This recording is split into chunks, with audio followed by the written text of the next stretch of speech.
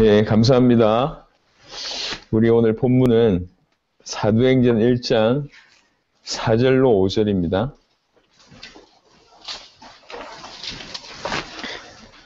사도행전 1장 4절로 5절.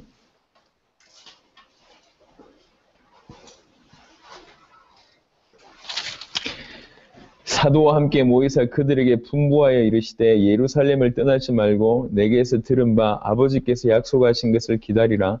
요한은 물로 세례를 베풀었으나 너희는 몇 날이 못되어 성령으로 세례를 받으리라 하셨느니라. 아멘. 성령으로 세례를 받으리라 라는 제목으로 말씀을 나누도록 하겠습니다. 가장 오해된 것 중에 하나가 성령의 충만이라고 저는 알고 있습니다. 일단 기준도 없고요. 성령 충만 받으면 이래야 된다 저래야 된다 많은 얘기를 하고 있는데 다 헷갈려 있습니다. 근데 그럼에도 불구하고 분명히 성령 충만은 우리가 받아야 되고 그 은혜를 누려야 됩니다. 그래서 오늘 베드로의 인생을 통해서 성령의 충만함에 대한 얘기들을 좀 드릴까 합니다. 그래서 우리 광주 성전 멤버들 뿐만 아니라 모든 성도들이 이 성령 충만의 의미를 좀 누리고 성령 충만한 삶을 살았으면 좋겠습니다. 먼저 서두에서 말씀드리는데 이거는 비단 이런 열매 맺어야 된다, 저런 열매 맺어야 된다라는 얘기를 하는 게 아닙니다. 열매 이전에 성령 충만이 뭔가, 성령이 오셔서 무슨 일을 하시는지에 대한 부분들을 얘기할 겁니다. 신학적인 많은 토대를 두고 얘기하는 것도 아니고 이해할 수 있을 정도로 아주 기본적인 부분 가지고 너무 오해되어 있는 부분들을 좀 정리하는, 그리고 또 실제로 사모하는 마음으로 성령 충만 받을 수 있도록 그렇게 인도를 받을까 합니다. 여러분 베드로의 인생을 보시면 알겠지만 다른 내용도 많이 있지만 마태복음만을 통해서 보면 베드로가 어떤 응답을 받았는지가 쭉 나옵니다. 이제 개인이 받을 수 없는 엄청난 응답을 받게 됩니다. 갑자기 예수님께서 마태복음 4장에 나타나셔서 나를 따라오너라 내가 너희로 사람 낚는 어부가 되게 하리라, 이 말씀을 베드로가 받고 따르게 되십니다. 그 말을 받고 따르게 될 때 많은 배경이 있었던 것 같아요. 여하튼 그 말을 받고 따르게 됩니다. 그 이후에 너무 많은 걸 보게 됩니다. 병자가 낫는 많은 걸 보게 되죠. 소경이 눈을 뜨고, 그 다음에 문둥병자가 낫고, 말 못하는 자가 말하게 되고, 귀신 들린 사람이 치유되게 되고, 많은 일이 벌어지면서 본인에게 마태복음 8장 보면 본인의 장모가 열병이 떠나가는 치유받는 일도 이제 경험하게 됩니다. 많은 사람들이 변화되는 걸 보게 되고요. 마태복음 5장 같은 데 보면 5, 6, 7장 산상수훈이라고 얘기하잖아요. 정말 시대적인 메시지도 받게 됩니다. 너무 많은 걸 경험하게 되죠. 소중한 말씀을 받게 되고 병이 낫는 걸 보게 됩니다. 그리고 나서 이제 마태복음 이게 10장에 보면 9장 10장에 보면 실제로 전도의 축복도 누리게 됩니다. 가서 예수님 이름 얘기했는데 사단이 번개같이 떨어지는 걸 경험했단 말이에요. 전도를 경험하기도 하고 흑암 권세 꺾이는 것도 경험했습니다. 그리고 그 이후에 보면 오병이의 기적도 경험하게 되고요. 배를 타고 가고 있는데 파도 때문에 죽을 수밖에 없을 때에 예수님께서 잠잠하라고 얘기를 합니다. 그때 파도가 잠잠해지고 바다가 말을 듣는 일을 보게 되는 거죠. 대단한 일이죠. 더 나아가서 이제 예수님이 물 위로 걸어오신 걸 보고 본인이 자기도 이렇게 걷게 해달라 그래서 실제로 물 위를 걷는 어떻게 보면 최초의 어떤 그런 응답을 받게 됩니다. 알고 있는 내용이잖아요. 가만히 한번 보면 베드로가 경험한 게 정말 많아요. 오병이의 기적부터 시작해서 마태복음 16장 그러다가 주는 그리스도시요 살아계신 하나님의 아들이십니다라는 대단한 고백을 하고 대단한 축복을 받고 나서 마태복음 17장 바로 어디 올라가냐면 변화산에 가서 예수님의 변화된 모습을, 진짜 변화된 모습을 보게 됩니다. 그러니까 제가 베드로라도 이 받은 축복이요. 매일 기적이 일어나잖아요. 매일 병자 치유되어지고 예수님과 동행하면서 너무 많은 시대적인 메시지를 듣게 되고요. 요즘에 전 세계에서 가장 돈 잘 버는 사람하고 점심 식사하는 그거를 경매로 내놨는데요. 그러니까 식사 한 끼 하는데 우리 돈으로 상상할 수 없는 매덕 몇십억의 수준입니다. 밥 먹는데 아니 그 사람하고 밥 먹는데 뭐가 그리 밥 먹으면서 조언을 구하는 겁니다. 그 조언의 값이 이 사람이 밥 먹는 거하고 비교 안 될 어마어마한 뭔가를 정보를 얻는 거죠. 그래서 이 사람하고 대화한다, 밥 먹는다 이 정도의 수준이 아니라 그 짧은 시간이지만 이 사람을 통해서 컨설팅을 받는 겁니다. 그러면 본인이 얻을 수 있는 유익이 밥값하고는 비교 안 되는 것을 얻기 때문에 그 경매가 어마어마합니다. 돈 잘 버는 사람하고 한 번만 만나도 인생이 바뀌는데요. 주님하고 늘 동행하고 있어요. 날마다 기적을 경험하게 되고 영원한 말씀, 육신의 입을 통해서 영원한 말씀을 듣게 되고 그 다음에 인생 전체가 변화되는 수많은 증거와 간증들을 보게 되면서 기적들이 계속 일어나잖아요. 오병이어의 기적 같은 물 위를 걷는 기적, 변화산의 모습에서 예수님 바뀐 걸 다 봤습니다. 다 봤는데 변화는 없었다고 해도 과언이 아닙니다. 베드로의 인생을 보면 변화가 없었다는 증거가 뭐냐면 예수님 십자가에 달려 돌아가실 때 도망치는 사건, 여러분 잘 아는 사건이 벌어지잖아요. 안 바뀌어야 되겠다. 아니면 이런 정도가 아닙니다. 결단한다고 되는 게 아니에요. 노력한다고 되는 게 아닌 것 같습니다. 분명한 것은 변화가 없었습니다. 아니, 변화가 있었는데요. 그 정도의 변화를 얘기하는 게 아닙니다. 어느 순간 베드로가 인생이 확 바뀌었습니다. 계집종 앞에서 예수님 3번 부인하던 사람이 공회 앞에서 하는 말이 사도행전 4장입니다. 계집종 앞에서도 예수님 3번 예수님을 부인했던 그 베드로가 공회는 뭐냐면 우리말로 얘기하면 재판자리입니다. 바리새인 서기관들 그 시대에서 최고 힘 있는 사람들이 모여서 이미 예수님을 십자가에 못 박기로 결정했던 그 공회에 이 사람을 세운 겁니다. 그 공회에서 하는 말이 뭡니까? 천하 인간의 구원 얻을 만한 다른 이름 있냐? 구원 얻을 수 있는 이름이 다른 이름 없지 않냐? 그러면서 그 자리에서 예수가 그리스도이심을 고백합니다. 두들겨 패죠. 그래가지고 절대로 예수 이름으로 말하지 말라고 얘기할 때 사도행전 4장의 20절은 뭐라고 얘기했냐? 우리는 보고 들은 것을 말하지 아니할 수 없다. 이렇게 얘기해요. 보고 들은 것은 이미 언제입니까? 이미 사실은 계집종 앞에서 그 얘기를 해야 되거든. 내가 보고 들은 걸 말하지 아니할 수 없다. 예수님 따라다닐 때 그 얘기를 해야 되는데 그때는 그 얘기를 못했어요. 근데 어느 시점에 완전히 바뀌어서 내가 보고 들은 것을 말하지 않을 수 없다라고 얘기하게 됩니다. 그 전에 있었던 사소한 변화와 비교해 볼 때 사도행전 4장의 변화는 완전 다른 변화입니다. 극명한 변화죠. 완전히 바뀌는 일이 벌어집니다. 그게 어떤 계기입니까? 그게 성령 세례의 계기입니다. 성령이 임하시고 나서 성령의 충만함을 받음으로 말미암아 완전히 바뀌게 됩니다. 고백도 하고 예수님께 칭찬도 받고 올바로 믿는다고 했는데 극명하게 바뀌었어요. 그전에는 안 바뀌었다니까. 변화산에 예수님 모습 보고도 안 바뀌고 주는 그리스도시요 살아계신 하나님의 아들이십니다. 고백해놓고도 안 바뀌고 물 위로 걸었는데 안 바뀌고 기적 보고도 안 바뀌고 어마어마한 메시지 듣고도 안 바뀌고 자기를 통해서 사람들이 살아나고 흑암 권세가 꺾이는 마태복음 10장의 전도를 경험했는데도 안 바뀌어요. 지금 우리 얘기를 하는 겁니다. 예수님을 쫓아간다고 하는 우리 얘기요. 기적을 경험해요. 사람들이 바뀌는 걸 봐요. 사람들이 구름대처럼 모입니다. 부흥이 되는 거죠. 막 모이고 그 다음에 자기 인생에도 하나님 말씀이 뭔가 들어오고 그 다음에 예수님을 통해서 말씀 들을 때마다 인생이 좀 바뀌는 것 같고 다른 사람에게 일어나는 기적은 자기한테 충격이 안 될 수 있는데 자기한테 기적이 일어나. 장모가 살아나고 물 위로 걷기도 하고 다 없어지고 변화산상에서 모세 엘리야가 나타난 거 보고 하나님의 음성을 직접 듣고요. 마태복음 17장에 엄청난 걸 경험해도 안 바뀝니다. 그렇죠? 우리가 그렇단 말이에요. 하나님의 말씀을 듣고 이게 맞다고 하면서 그 길을 걸어가는데 심지어는 기도하면서 응답을 받기도 하고 우리의 삶을 통해서 역사가 일어나기도 하고 기적이 일어나기도 하고 하나님 말씀 내 가슴을 계속 치기도 하는데 극명한 변화가 없어요. 왜 그렇습니까? 어떤 타임이 우리에게 필요하단 말이에요. 사도행전 2장의 그 시간표가 우리에게 필요합니다. 예수님께서 너희가 연날이 못되어 성령으로 세례를 받으리라 이렇게 얘기합니다. 성령으로 세례를 받으면서 완전히 바뀝니다. 그야말로 변화라고 이름할 수 있는 일이 베드로에게 일어났습니다. 분명한 것은 노력으로 바뀐 게 아닙니다. 열심으로 바뀐 게 아니에요. 습관을 변화시키려고 발버둥 쳐서 변화된 게 아닙니다. 성령의 세례를 받음으로 성령을 받음으로 성령의 역사하니 완전히 바뀌었습니다. 우리에게 지금 이런 은혜가 필요합니다. 예수님을 눈으로 보고 예수님을 손으로 만지고 예수님을 따라다니며 예수님의 기적을 경험하고 예수님의 어마어마한 것을 다 보고 본인에게 기적이 일어나고 역사가 일어나고 응답이 일어나고 하나님의 말씀을 듣고 실제로 초자연적인 하나님의 음성을 실제로 귀로 듣는 일들까지 다 일어나도 안 바뀌어요.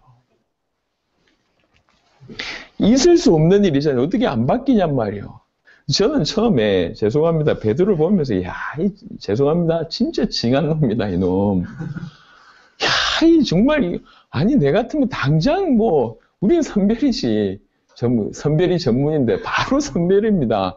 그만큼 보여줘도 못 알아들어. 안 그래도 어부인데 가능성이 안 그래도 없는데 어부에 얼마나 무식합니까? 성격도 불같잖아요. 아무것도 없는데 이만큼 보여줘도 안 바뀌어요. 그 예수님께서 중간중간에 예수님이 제자들을 책망하는 건 딱 하나밖에 없습니다. 왜 이리 안 믿냐? 그것만 책망하시거든. 내가 언제까지 너희와 함께 있어야 되겠냐? 왜 이리 믿지를 못하냐? 그 얘기를 계속합니다. 기적을 보고도 안 믿는다는 얘기지. 그 얘기를 계속해요. 제가 베드로를 보면서 참 이 사람 대단한 사람이다. 이만큼 물 위를 걸었으면 바뀌어야지. 그죠? 내가 물 위를 걸으면 우린 끝이지. 그렇잖아요. 물 위에 걸으면 끝이지. 목숨 걸어야지. 물 위에 걸어놓고 계집종 앞에 거부할 정도고 자기 모른다고 얘기할 정도면 기가 막히잖아요.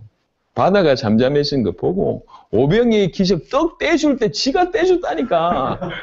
그렇잖아요. 받아 먹던 인물이 아니라 나눠주던 인물이잖아요. 어떤 일이 벌어진지 알지 않습니까? 오병이어만 해도 그런 일이 벌어지는데 한 번 더 있었다니까. 4,000명을 먹인 7병이어의 기적이 또 한 번 있었잖아요. 그만하면 됐지. 삶이 기적이었잖아요. 계속 병자 낳는 거 봤잖아요. 그래도 안 바뀌어요. 야, 이럴 수 있나? 처음 이해가 안 돼서 이럴 수 있나? 근데 이게 우리의 모습입니다. 그럴 수밖에 없는 우리의 상태라 이게. 기적이 일어난다고 안 바뀌어요. 그게 우리가 가지고 있는 하나님을 떠난 상태의 모습이고 우리가 가지고 있는 죄인된 모습이고 사단의 영향력 받고 있는 체질이라. 암만 기적이 그것보다 100배 더 일어나도 안 바뀝니다. 그죠? 엄청난 메시지가 더 강도로 더해도 안 바뀝니다. 엄청난 변화가 주위에 많은 사람들이 바뀌어도 본인은 안 바뀝니다. 이게 베드로를 통해서 우리에게 지금 말씀하시고 있습니다. 언제 바뀌냐? 예수님 따라다녔다니까. 아니, 하나님 음성을 듣는데요, 들었다니까. 아니, 응답이 일어나는데 응답 받다니까요. 아니, 내 삶에 이런 간증이 일어났어요. 기적이 매일 일어났어요. 그래도 안 바뀐다니까. 이 말을 알아들어야 됩니다. 언제 바뀌었냐? 성령으로 세례를 받을 때 바뀌었어요. 성령의 세례를 받을 때. 지금 저와 여러분에게 이 응답이 필요합니다. 성령을 받으라. 성령으로 너희가 몇 날이 못하여 성령으로 세례를 받으려니 이 응답을 우리가 받아야 됩니다. 이래야지 완전 바뀝니다. 이래야지. 그러면 성령 세례가 뭐냔 말이에요. 이 얘기를 좀 하고 싶습니다. 구원과 관계 있다 없다 그 얘기를 좀 하기 전에 그냥 차찬히 우리 신학 잘하는 저 뒤에 구목사님 계시니까 풀어주실 것이고 지금 제 관점은 그 얘기를 하는 것이 아니라 성령이 임하면 어떤 일이 벌어지냐 그 얘기를 하고 싶습니다. 많은 사람들이 오해하고 있습니다. 성령이 임하면 은사가 나타난다 라는 생각을 하고 있고요. 성령이 임하면 열매가 많이 나타난다 이 생각만 하고 있습니다.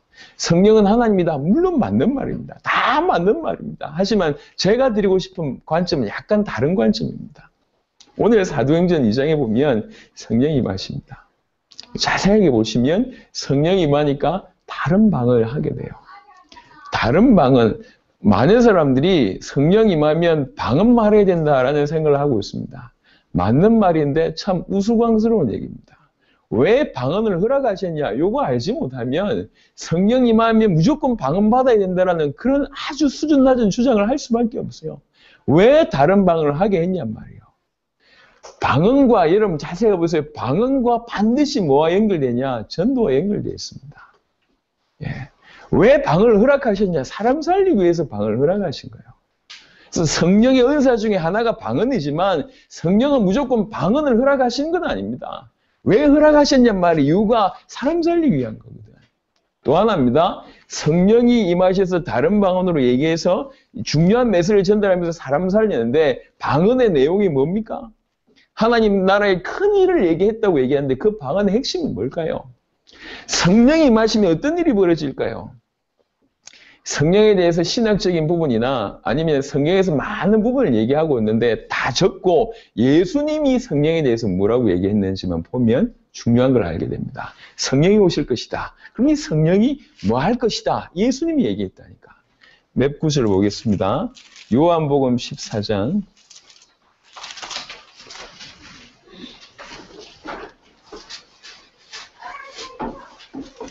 요한복음 14장 26절에 보면 보혜사 곧 아버지께서 내 이름으로 보내실 성령 그가 너희에게 모든 것을 가르치고 내가 너희에게 말한 모든 것을 생각나게 하리라. 아멘. 이렇게 얘기했습니다. 성령이 오시면 그분이 뭐 할 것이냐? 이렇게 얘기했어요. 모든 것을 가르치시고 내가 너희에게 말한 모든 것을 생각나게 하리라 라고 얘기했습니다. 예수님이 말한 것을 생각나게 하고 예수님께서 가르치신 것을 알게 된다고 얘기하는 거예요. 여기서 모든 것은 밥을 해먹을 때 이래야 됩니까? 저래야 됩니까? 그런 수준이 아니고 전체를 관통하는 하늘에 있는 것이나 땅에 있는 것이 그리스도로 말미암아 통일되잖아요. 이 그리스도를 깨달을 때 모든 것을 알게 된다는 표현이 틀린 표현이 아니거든요. 성령이 오시면 모든 것을 가르치고 내가 너에게 말한 모든 것을 알게 한다고 얘기했는데 사실은 키는 뭐냐면 그리스도가 누군지 그리스도에 대해서 그리스도를 통해서 진실로 성령이 임하면 그리스도께서 하신 말씀이 핵심이 뭔데요? 이래야 됩니까? 저래야 됩니까? 그리스도께서 하신 모든 말씀의 핵심은 뭡니까? 당신이 그리스도라는 얘기거든요. 그거 얘기한 거잖아요. 제가 이 부분만 이렇게 억지적으로 해석을 하면 억지 해석이라고 얘기할 수 있습니다. 성경 구절을 더 보고 말씀을 드리면 이해될 것 같습니다. 26절, 15장 26절에 보면 아주 결정적인 말씀을 하고 있습니다. 요한복음 15장 26절 내가 아버지께로부터 너희에게 보낼 보혜사 곧 아버지께로부터 나오시는 진리의 성령이 오실 때에 그가 나를 증언하실 것이요. 이게 성령의 역사의 키입니다. 성령이 오셔서 하실 일이 뭐냐? 그리스도를 증언하실 것이요. 성령이 임하면 그래서 예수님이 말한 모든 것을 생각나게 하고 모든 것을 가르치는데 그것은 뭐와 직결되어 있냐면 그가 나를 증언하실 것이다. 16장 13절에 보시면 그러나 진리의 성령이 오시면 그가 너희를 모든 진리 가운데로 인도하시리니 진리는 뭔데요? 예수께서 가라사대 내가 곧 길이요 진리라고 얘기했어요. 모든 진리 가운데로 인도하시리니 그가 스스로 말하지 않고 오직 들은 것을 말하며 장래일을 너희에게 알리시리라 라고 얘기합니다. 예수님이 성령에 대한 얘기를 하고 있습니다. 그리고 또 한 구절 이름 잘 아는 사도행전 1장 8절이죠. 성령이 마시면 어떻게 됩니까? 땅끝까지 이르러 내 증인 되리라 라고 얘기해요. 내 증인 되리라. 그가 나를 증언하실 것이요. 내 증인 되리라. 진리 가운데로 인도하시리니 무슨 말인지 알겠습니까? 똑같은 얘기를 하고 있습니다. 성령이 오시면 그리스도를 나타내십니다. 성령이 오시면 그리스도를 증언하십니다. 성령이 오시면 그리스도의 증인되게 하십니다. 성령이 오시면 진리 가운데로 그리스도께로 인도하십니다. 성령이 오시면 모든 것을 그리스도께서 하신 모든 것을 생각나게 하고 가르치게 하십니다. 성령 충만 굉장히 오해했던 것 중에 하나요. 이게 좀 찌릿찌릿해야 되는데 이게 찌릿찌릿하지도 않고 해야 되잖아. 찌릿찌릿. 성령 충만 받으면 뭔가 홀리한데 나는 홀리하지도 않아. 평생 홀리하지 않을 것 같습니다. 눈썹도 무신하고 말이지. 홀리하고 좀 상관이 없을 것 같아요. 머리 투톤 염색하고 막 목사 둘이 돌아다니면서 막 염색이나 하고 앉아있고 문신이나 하고 앉아있고 목사 둘이요. 우리는 홀리하지 않은 것 같아요. 보니까 뭐 없어요. 이래야 되는데 항상 고민이었습니다. 저는 성령 충만 받고 싶었어요. 그런데 저게 성령 충만이다. 뭔가 알아야 되잖아요. 기준이라는 게 보여져야 되잖아. 이게 기준이 없어요. 뭐가 성령 충만이지? 근데 제가 볼 땐 비슷하게 보이는 사람은 있어요. 이건 거룩하게 할렐루야 하고 돌아다니고 말 겸손하게 하고 뭔가 모르게 한마디에 묵직한 뭔가 카리스마가 있고 뭔가 주위에 사람들이 일어나는 것 같고 열매가 맺어지는 것 같은데 그거냔 말이죠. 만약 그게 성령 충만이라면, 그게 성령 충만의 기준이라면 몇 명이 그걸 받을 수 있습니까? 몇 명이? 방언이 성령 충만입니까? 예언의 성령 충만인가요? 9가지 열매에 대해서 나와 있습니다. 그거 다 받아야지 성령 충만입니까? 그게 기준입니까? 성령 충만 받으면 나오는 결과지. 그죠? 이게 성령 충만 자체는 아니거든요. 이건 말 그대로 열매예요, 열매. 성령 충만한 인생을 살다 보면 나오는 열매라니까. 그죠? 그럼 성령 충만은 뭐냔 말이에요. 항상 고민했어요. 성령 충만은 뭐죠? 그리스도로 충만해지는 거예요. 그리스도로 충만해지는 게 그가 나를 정언하실 것이다. 그것으로 충만해지는 거예요. 모든 진리 가운데로 인도하는 그 일이 벌어지는 겁니다. 그리스도를 정언하는 그 일이 벌어진. 그래서 성령 충만 받았던 모든 인물이 사도행전의 역사를 보면 성령 충만 받았던 모든 인물이 한결같이 그리스도를 나타냅니다. 그게 사도행전의 역사예요. 사도행전에. 왜 그러냐? 예수님이 그렇게 얘기하셨거든요. 그가 오실 것이다. 보혜사가 오실 것인데 그 보혜사가 오면 내가 너희에게 말한 것을 생각나게 할 것이다. 모든 것을 가르칠 것이다. 그렇죠. 그리스도가 모든 것이잖아요. 모든 것을 가르칠 것이다. 이 이해가 되는 거예요. 그가 오시면 모든 진리 가운데로 인도하실 것이다. 진리가 뭔데요? 그리스도 가운데로 인도하실 것이다. 그 성령이 오시면 그가 나를 증언하실 것이다. 성령이 임하면 내 증인이 되리라. 이해가 되는 거. 그렇지. 성령이 임하면 그리스도를 나타내는 것이지. 그렇구나. 왜 그러냐? 살 수 있는 유일한 길이 그리스도밖에 없잖아요. 인류의 유일한 길이 그리스도밖에 없어요. 그 그리스도가 나타나시는 것이 성령 충만입니다. 성령 충만함으로 그리스도가 증거되고 그가 증언되고 그리스도로 말미암아 그리스도의 충만함으로 성령의 충만함으로 그리스도의 진리 가운데로 인도하는 것이 정상입니다. 그게 성령 충만이구나. 성령으로 세례를 받으리라. 완전히 성령에 사로잡히고 그리스도에 사로잡히자마자 인생이 완전히 바뀌게 됩니다. 배운 것으로 되는 게 아니고 봤다고 되는 게 아니에요. 어느 순간 진실로 성령의 세례로 이게 믿어지는 거예요. 정말로 예수가 그리스도구나 이게 탁 믿어지는 거예요. 탁 믿어지는 그 순간 그 어떤 것도 문제되지 않게 넘어서는 겁니다. 아는 사람들은 많습니다. 나름 경험한 사람들도 많습니다. 응답받은 사람들 많습니다. 여러분 우리 얘기를 하지 말고 성경을 보자니까요. 성령 충만 받기 이전에 성령 세례 받기 이전에 베드로와 같은 상태가 너무 많아요. 베드로 예수님 따라다녔어요. 그렇잖아요. 예수님 말씀 들었습니다. 하나님 말씀 들었다니까. 응답을 받았습니다. 전도도 했다니까요. 기도 많이 했습니다. 기도 예수님이 땀이 피가 될 정도로 기도한 것도 봤습니다. 기적도 경험했습니다. 본인이 전도도 하고 본인이 장모가 낳기도 하고 본인이 물길을 걷는 어마어마한 그러면서 변화산에 예수님 나타나고 예수님이 변화되는 걸 보셨잖아요. 봤잖아요. 보통 사람이 경험할 수 없는 수많은 경험들을 했던 인물이 베드로입니다. 그래도 안 바뀌었다니까. 주는 그리스도시요 살아계신 하나님의 아들입니다. 고백했어요. 그래도 안 바뀌었다니까. 이 얘기를 드리고 싶은 겁니다. 많은 사람들이 사도행전 2장 전의 상태입니다. 전의 상태. 응답을 받아도 그 상태. 기도해도 그 상태. 전도해도 그 상태. 하나님 음성을 직접 들어도 그 상태. 기도 열심히 했는데도 그 상태. 응답과 기적, 많은 축복을 받아놓고도 그 상태예요. 진정한 변화가 없었습니다. 성령의 세례가 성령의 충만함이 그들에게는 없었단 말이에요. 언제 이 사람이 세계복음을 할 수 있냐?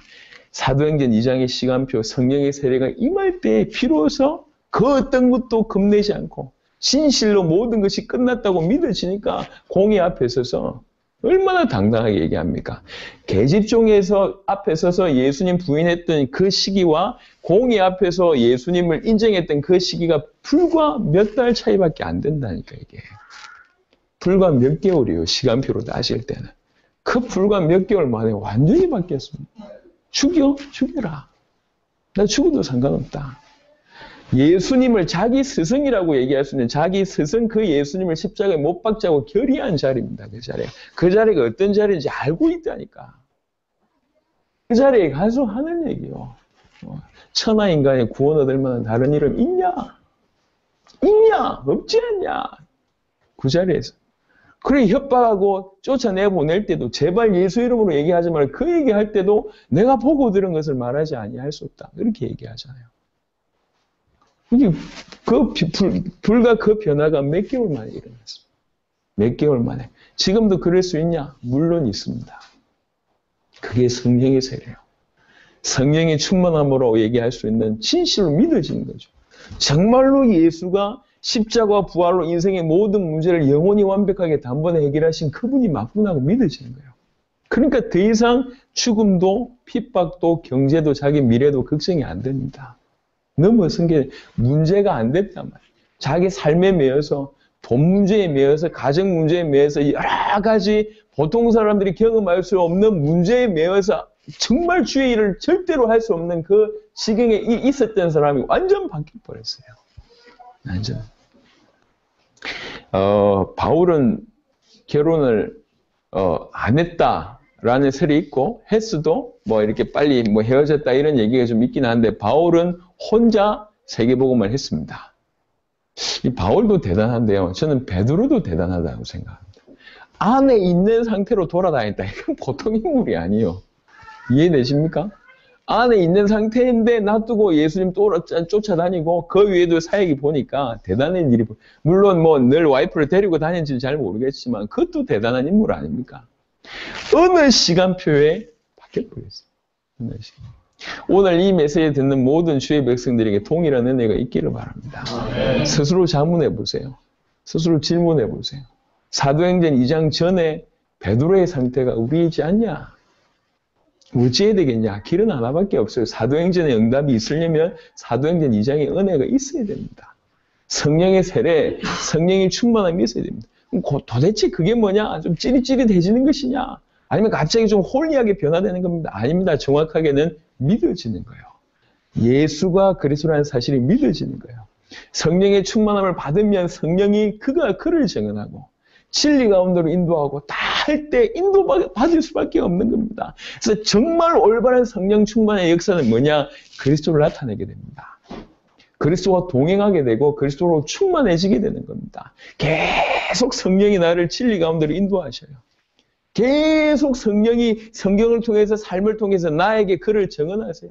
계속 성령이 하신 말씀 기억나게 하시고 깨닫게 하세요. 계속 성령 역사 쓰고 그리스도를 나타내는 그 삶 속으로 우리를 인도하세요. 그러다 보니까 어느 날 정인되어 있고 그러다 보니까 어느 날 내 삶에 성령의 열매가 계속 쌓이는 겁니다.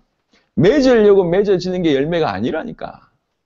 발버둥 친다고 성령의 9가지 열매가 맺히냐? 아닙니다. 인내해야지. 이미 인내해야지 생각하는 순간 틀렸어요. 그건 열매가 아니에요.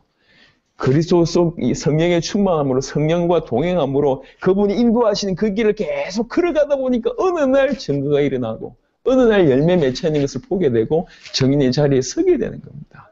따라오는 겁니다. 성령이 뭐 하시냐 말이에요. 이 성령께서 하나님이시고 이 성령께서 하시는 많은 일이 있는데 신학적인 얘기 다 빼고 성령이 오셔서 뭐 하시냐? 예수님이 하신 말씀입니다. 그가 오실 것인데 그가 오시면 내가 말한 것을 생각나게 할 것이다. 모든 것을 가르쳐 주실 것이다. 모든 것을 가르쳐 준다는 말이 무슨 말입니까? 그러니까 욕을 잘못 이해해가지고 한때 안녕하세요 성령님 이런 책에 보면 빗질을 하면서 오늘 가르마 이렇게 탈까요? 성령님 저렇게 탈까요? 그걸 모든 것을 가르쳐 준다. 물론 뭐 가르쳐 주실 수도 있겠죠. 하지만 저는 가르마 때문에 한 번도 물어보지 않았습니다. 그게 별로 중요한 게 아니거든. 모든 것을 가르쳐 줄 것이다. 우리 이해하는 수준이 그렇습니다. 모든 것을 가르쳐주는 키가 뭔데요? 뭘 알면 모든 것을 깨닫게 되는 겁니까? 전체의 모든 핵심을 정확하게 성경의 핵심이며 우주의 주인공이 그 부분을 정확하게 알게 된다면 다 되는 거 아니에요? 모든 것을 생각나게 할 것이다. 진리 가운데로 인도하실 것이다. 그가 나를 증언하실 것이다. 내 증인 되리라. 성령이 하시며. 오늘 우리가 많이 오해됐던 성령 충만에 대한 성령 세례에 대한 생각을 바꿔야 됩니다. 그러니까 이해를 바꾸는 것도 있지만 정리 안 됐던 것들을 정리하는 것도 있지만 이건 둘째 문제고요. 우리가 그 응답을 받아야 됩니다.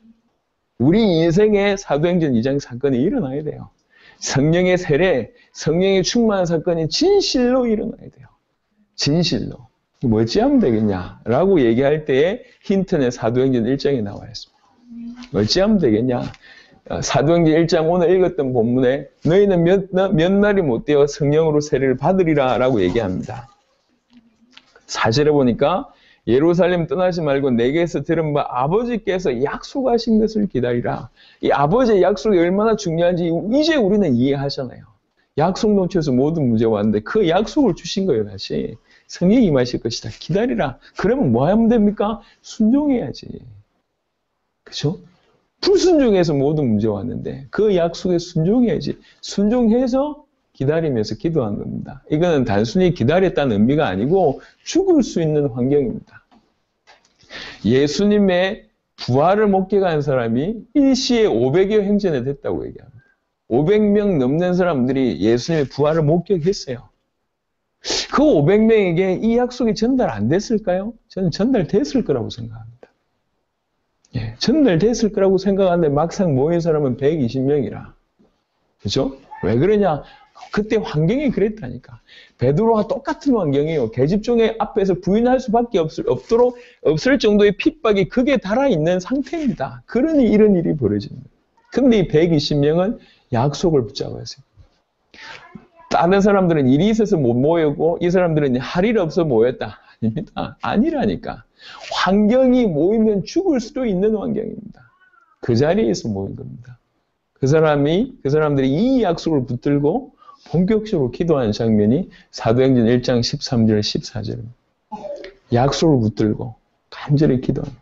예수가 그리스도라는 이 약속을 붙들고 그 주님이 다시 오실 것이라는 그 주님의 재림의 은혜를 붙들고 간절히 기도하는 거예요. 간절히 기도하는 중에 성령이 충만함으로 성령의 세례가 임합니다. 우리에게는 꼭 방언이 필요 없을 수도 있습니다. 이처럼 불의 혀가 보이는 그런 일이 안 벌어져도 괜찮습니다. 진실로 성령의 충만함이 계속 되어지면 깨닫게 되어지고 진리 가운데로 인도하신 그 인도하심을 받게 되고 그죠? 그가 나를 정하신 그 속에 계속 들어가게 됩니다.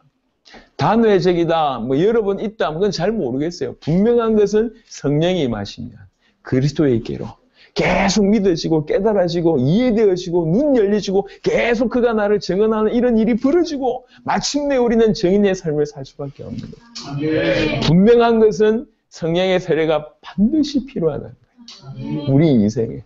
저와 여러분의 인생에 꼭 필요하고 절대적으로 필요합니다. 그럼 꼭 받으려면 성경적으로 받아야 돼요. 약속을 붙들고 기도했던 그 시간이 우리에게 필요합니다. 120명 모여서 기도하든지 혼자 기도하든지 그건 중요하지 않습니다. 이 응답이 이 시간표가 우리에게 필요하다. 그래야 됩니다. 그래야지 사도행전의 삶을 살게 되고 마침내는 세계복음화는 주역이 됩니다. 많은 사람들이 많은 달란트를 가지고 있습니다. 그리고 지금 사복음서의 시간표를 긋고 있는 분들이 많은 것 같아요. 주가 세계복음을 위해서 올인하겠다, 헌신하겠다. 그래서 마치 꼭 비유하자면 이제 예수님을 따라서 자기 인생 접고 따라오는 그런 12제자의 모습하고 이렇게 오버랩이 됩니다. 참 귀중한 결단인 것 같아요. 이단 소리 들으면서, 이단에게서 이단 소리 들으면서 우리 지금 살고 있는데 이게 많은 일들이 벌어지고 있는 것 같아요. 이 소리 듣고 저 소리 듣고 그 다음에 이 어려움 저 어려움을 겪으면서 지금 이 길을 걸어가고 있습니다. 제가 볼 때 그런 모습이라. 나를 따라오느라 예 알겠습니다. 배에 검을 버려두고 따르는 베드로 같은 모습. 너무 귀중하죠. 너무 귀한 인물입니다. 아마 여러분 삶에 그러했기 때문에 응답도 일어났을 겁니다. 기적이 일어났을 수도 있습니다. 말씀이 새로워졌었겠죠. 그래서 뭔가 모르는 변화가 일어나고 혹 전도의 역사도 일어났을 것입니다. 흑암의 권세가 꺾이는 것도 봤을 겁니다. 응답도 일어나고 기적도 일어났을 수도 있습니다. 앞으로 뭘 해야 될지 예수님께서 예수의 말씀을 실제로 들어 십자가 지시고 부활하시고 그 다음에 내가 이 인자가 왕권을 가지고 다시 올 것이다. 끝에 대한 메시지도 여러분들에게 들어갔을 수도 있습니다. 다 좋습니다. 그런데 극명한 변화는 혹시 없었다면 사도행전 2장 전반에 인생이 여전히 저와 여러분들 가운데 있다면 우리는 사도행전 2장을 통과해야 됩니다. 반드시 필요합니다. 반드시 있어야 됩니다. 성령의 세례, 성령의 충만함이 우리 가운데 반드시 있어야 됩니다.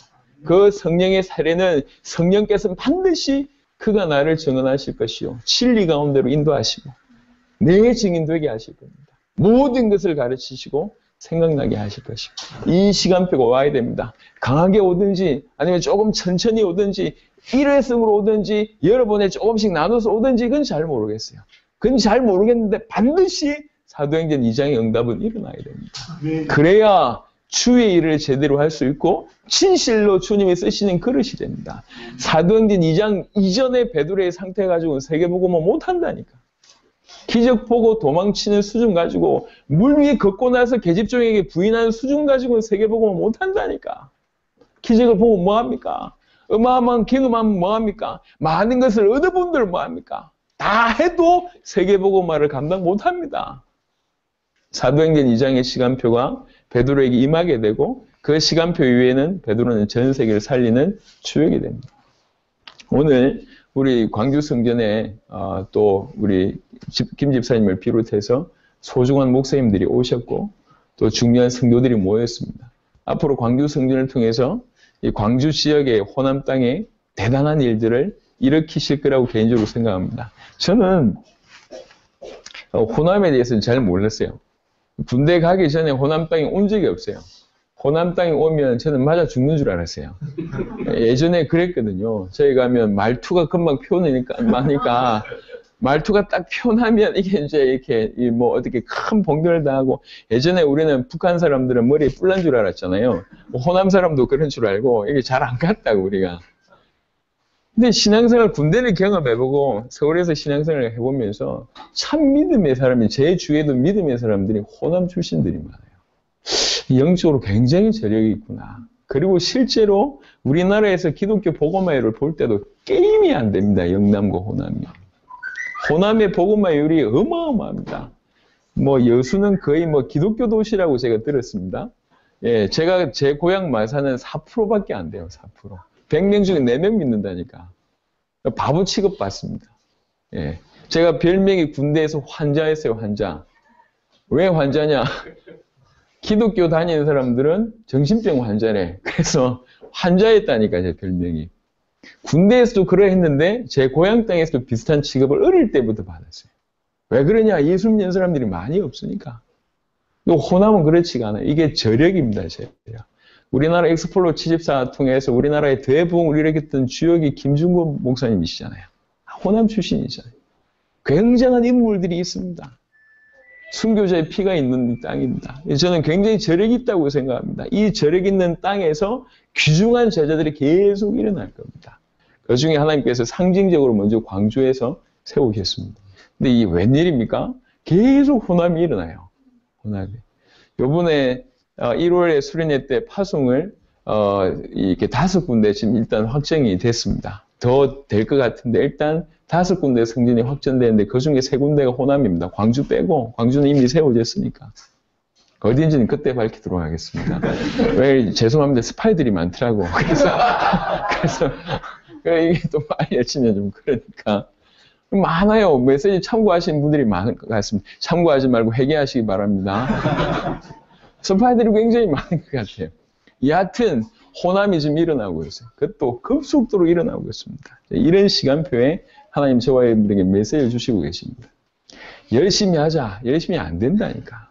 좀 노력하자. 그 얘기를 하는 게 아닙니다. 노력해가지고 세계복음화 가능하겠습니까? 죄송합니다. 노력해도 밥도 못 먹고 살고 있는데 노력해도 자기 자녀들을 마음껏 경제 문제 없도록 가르치지도 못하고 있는데 노력한다고 자기 앞가름도 못하는 사람들이 많잖아요. 노력한다고 되는 게 아닙니다. 노력해도 교회가 안 되잖아요. 열심히 해도 자기 신앙을 유지 못하고 있지 않습니까? 노력한다고 되는 게 아니에요. 지금보다 10배 열심히 하고 100배 열심히 하면 됩니까? 안 된다니까. 노력과 열심이 문제가 아닙니다. 우리에게 성령의 세례가 필요합니다. 절대적으로 필요합니다. 예수님이 부활하시고 나서 제자들 만나면서 하신 말씀을 보세요. 하신 말씀이 하나였습니다. 뭐였죠? 성령 받으라. 이게 하신 말씀이었다니까. 왜 그러냐? 성령 받으라. 그 말이 얼마나 중요한지 예수님이 아십니까? 얘 받으면 끝난다는 거거든. 속된 말로 얘기해. 성령 받으면 네 인생 끝나. 성령 받아야지 네가 주의 일을 할 수 있어. 성령 받아야지 세계 살릴 수 있어. 그러니 딴 얘기 하지 않고 성령 받으라. 나타나시자마자 처음 계속 그 얘기 하십니다. 지금 이게 우리에게 필요합니다. 혈기 가지고 되는 게 아니고 우리가 가지고 있는 많은 육신적인 거 가지고 해볼 수 있는 내용들이 절대로 아닙니다. 부탁을 드립니다. 사도행전 2장 전에 베드로와 같은 상태가 저와 여러분의 상태가 진실로 맞다고 인정이 되면 우리는 오늘 사도행전 1장의 마가다락방의 그 120명의 그 심정으로 하나님 앞에 엎드려야 될 겁니다. 하나님 나에게 약속 주셨지 않습니까? 이 약속을 굳게 붙들고 기도하기를 원합니다. 하나님 나에게 성령의 충만함을 주십시오. 성령의 세례를 부어주십시오. 정말로 그리스도의 진리 가운데를 인도하시고 늘 그리스도께서 그리스도를 정언하시고 그리스도의 증인될 수밖에 없고 그리스도께서 말한 모든 것이 생각날 수밖에 없는 그 상태로 계속 들어가게 하옵소서. 그래야지 넘어선단 말이에요. 육신의 문제 넘어서고 사회 문제, 핍박 문제, 정치 문제, 경제 문제 모든 걸 넘어서게 됩니다.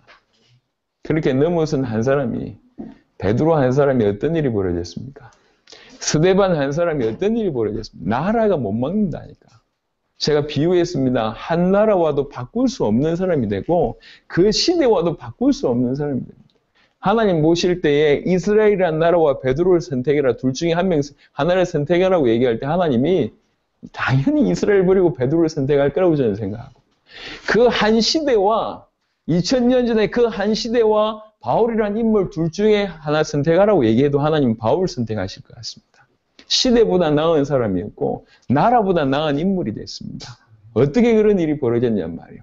완전히 하나님을 쓰실 수밖에 없는 한 사람이 나라보다 뛰어나고 시대보다 뛰어납니다. 영원하단 말이에요.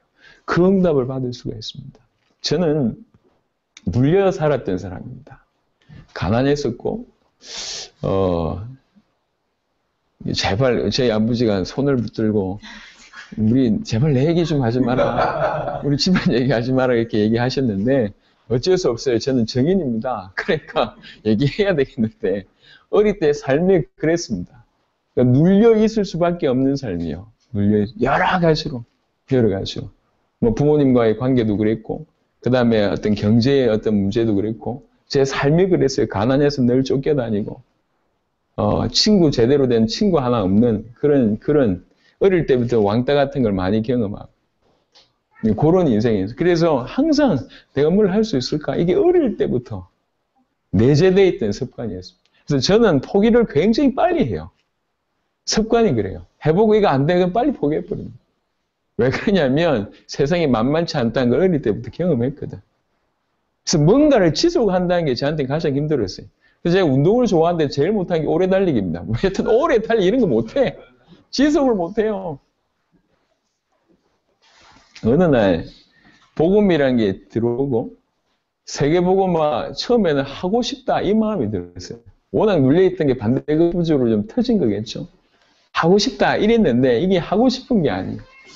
될 수밖에 없다는 게 계속 보여지고 나는 연약한데 내 속에 계신 그리스도가 계속 보여지니까 세계를 꿈을 꾸게 되고 세계 살릴 수밖에 없는 쪽으로 제 수준은 그런 수준이 아닌데 질그릇에 담긴 보아라 말이 자꾸 이해가 되니까 나는 여전히 질그릇인데 그때나 지금이나 나는 질그릇인데 보아의 가치를 계속 깨닫게 되니까 꿈을 크게 꿀 수밖에 없고 그게 너무 당연하게 믿어지고 걸어가는데 너무 감사하고 안 될 거라는 생각을 해본 적이 없어요.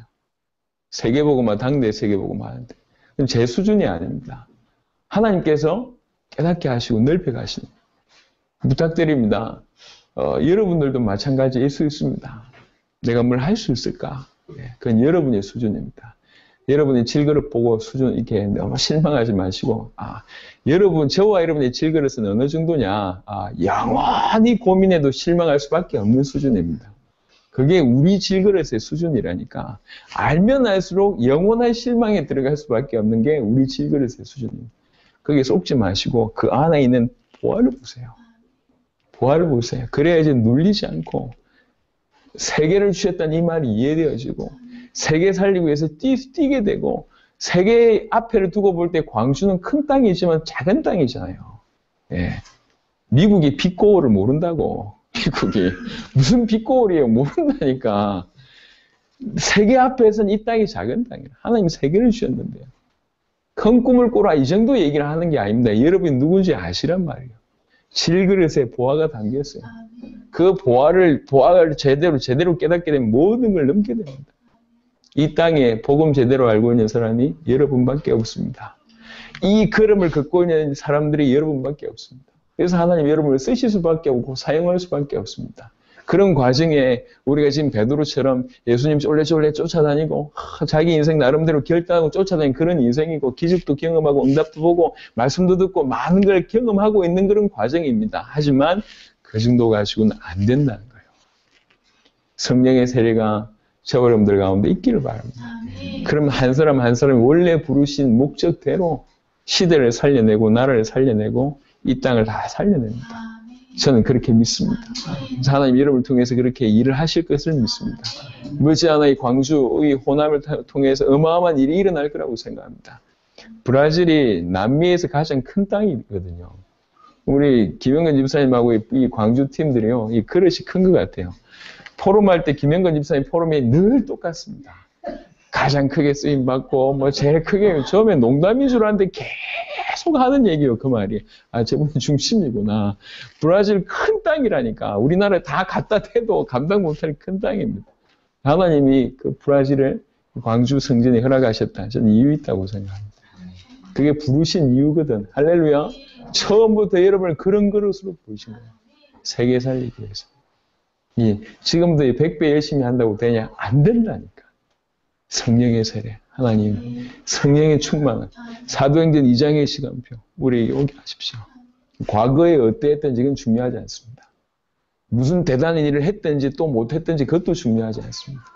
성령의 충만함으로 진실로 날마다 그리스도가 나에게 계시되고 성령께서 진리 가운데로 인도하시는 그 이끌림대로 인도받고 그가 나를 증언하신 것을 날마다 모든 말씀과 사건을 통해서 날마다 그리스도가 내 인생에 증언되고 또 내 삶을 통해서 그리스도가 나타나고 어느 날 그런 증거들이 계속 일어나고 내 증인되리라 이게 사실적으로 성취되고 그 한 사람을 통해서 이 사도행전에 사실은 사도 바울의 얘기가 주를 이루잖아요. 한 사람이 어떤 일이 벌어졌으면 역사를 바꿨습니다. 이 시대에 그런 일들이 저와 통해서 일어나야 되겠습니다. 성령으로 세례를 받으리라. 받으라라고 얘기를 하기보다 열심히 노력해서 받으라라는 의미를 얘기하지 않고 여기도 표현을 예수님께서는 이렇게 얘기했습니다. 성령으로 세례를 받으리라 얘기했습니다. 주겠다는 얘기거든요. 우리에게 주겠다는 얘기입니다. 주겠다고 약속하신 거 받으면 되잖아요. 우리 아이한테 우리 애가 어느 날 와가지고 아빠 이제 나한테도 정식적으로 용돈을 달라고 하는 거예요. 계약을 체결하자. 정식적으로 이제 둘째 저놈이 아빠 나도 용돈이 필요해. 그러니까 아빠 올 때마다 주지 말고 매주 달라는 거예요. 정확한 액수를 요구를 하더라고요. 매주 얼마를 주면 되냐? 당당해요. 10,000원을 달라는 거예요. 초등학교 2학년이 뭐 할 건데 여튼 뭐 할 건지는 묻지 말해. 10,000원 달래. 그래서 알겠다고. 그리고 10,000원 주겠다고 약속했는데 제가 워낙에 그 스케줄이 바쁘잖아요. 우리 아이는요 정확하게 꿰고 있습니다. 중남미에 전화가 왔어요. 중남미 사회 가고 있는데 우리 애가 중남미에 전화가 왔어요. 아빠 구주 밀렸대. 구주가 밀렸대. 90,000원을 내야 되는데 오자마자 줬습니다. 왜 그러냐? 약속했거든. 내가 주겠다고 약속했잖아요. 주겠다고 얘기한 걸 얘는 100% 믿어요. 너무 당당하게 요구해요. 너무 당당하게. 어제도 밀린 거 20,000원 줬습니다. 어제도 밀렸다네. 그래서 너무 당당하게 왜 그러냐. 나는 그렇게 얘기했고 저 아이는 그걸 믿었어요. 그럼 끝이잖아요. 주겠다고 하나님이 약속하겠습니다. 성령으로 세례를 받으리라. 그게 우리에게 주신 약속이 맞다면 받아야죠. 그죠? 그 약속 붙들고 기도하시길 바랍니다. 그래서 시시한 인생 사시지 마시고 원래 처음부터 창세기 1장 26절 28절 우리에게 주신 축복이고 창세기 12장이 우리에게 주신 축복이고 마태복음 28장 마가복음 16장 누가복음 24장 요한복음 21장 사도행전 1장 8절이 우리에게 주신 거예요. 처음부터 세계라니까. 전 세계 살리는 게 하나님의 소원입니다. 그것 때문에 우리를 부르셨어요. 성령으로 세례를 받으리라. 이 은혜를 누리는 저와 여러분 되시기를 그리스도 예수 이름으로 축원합니다. 하나님 감사합니다. 연약한 우리에게 베드로 같은 부족한 우리에게 또 많은 것을 경험하고 있지만 실제 목숨 걸고 내 목숨 내놓는 자리에 부인할 수밖에 없었던 그런 상태였던 베드로에게 하나님의 성령으로 역사하셨고 성령의 세례가 임했고 인생 전체가 변화되어졌던 것을 보게 됩니다. 주여, 이제 우리에게 이 일이 일어나야 되겠습니다. 우리에게 이 사실이 성취되어야 되겠습니다. 이 약속이 성취되어야 되겠습니다. 하나님 축복하여 주옵소서. 너무나 많은 사람에게 성령의 세례, 성령 충만이 오해되어 있습니다. 열매와 결과와 이 방법, 저 방법을 얘기하고 있습니다. 성령을 통해서 그리스도를 계시하시고 그가 나를 증언하고 진리 가운데로 인도하고 내 증인 되리라고 예수님이 말씀하셨는데 바로 그 성령의 충만함을 누리기를 원합니다. 우리를 사용하여 주옵시며 하나님 주시고자 하는 그 약속 붙들고 간절히 기도하여 마침내 우리 인생에 충만한 성령의 역사, 성령의 세례가 임할 수 있도록 역사하여 주옵소서.